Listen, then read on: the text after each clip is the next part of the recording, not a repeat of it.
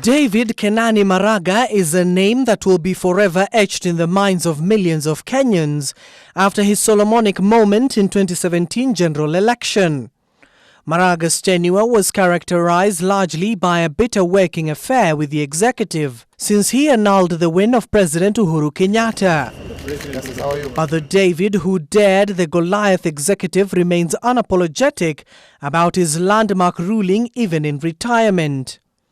It is exactly 365 days since he handed over the judiciary's instruments of power, but what has changed since then? Flag.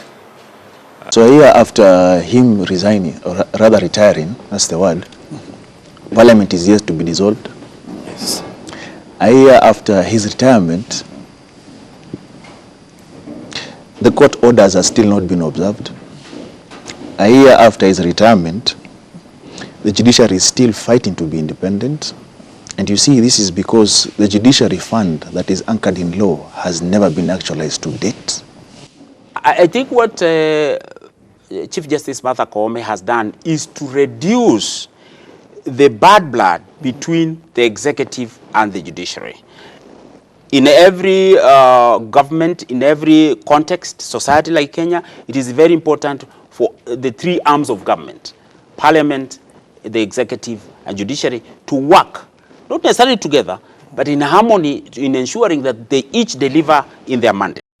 Analysts in the country are torn in the middle, with some viewing Maraga as the people's shield and defender, while others argue that the squabbles between him and President Uhuru Kenyatta hindered the works of the judiciary.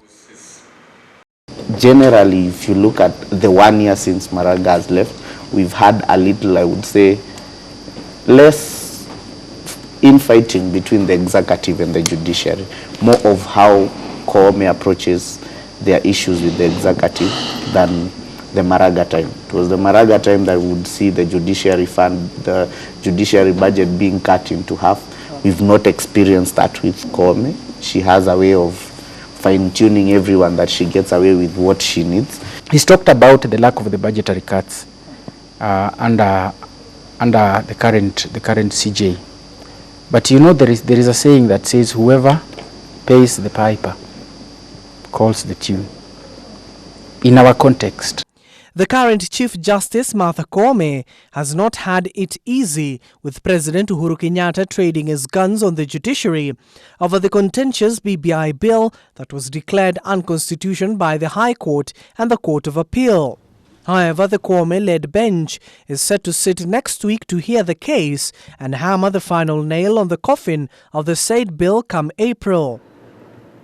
Professor Hezron Mugambi, a political analyst, maintains that Koome has been able to achieve some things that Maraga could not.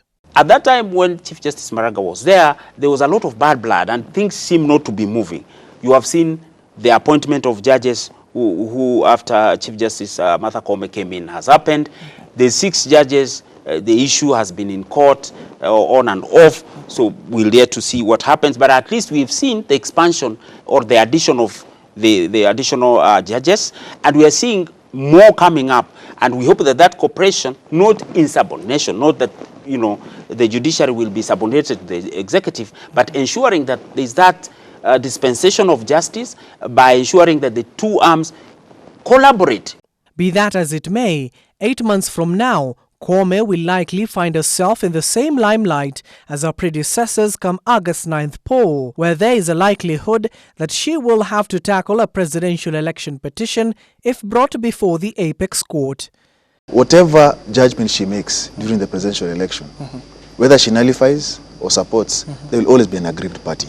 What we need to look at as a CJ, it is your day-to-day activities. First and foremost, we are going too far. Let's look at what will happen as per the BBI that is in front of her right now.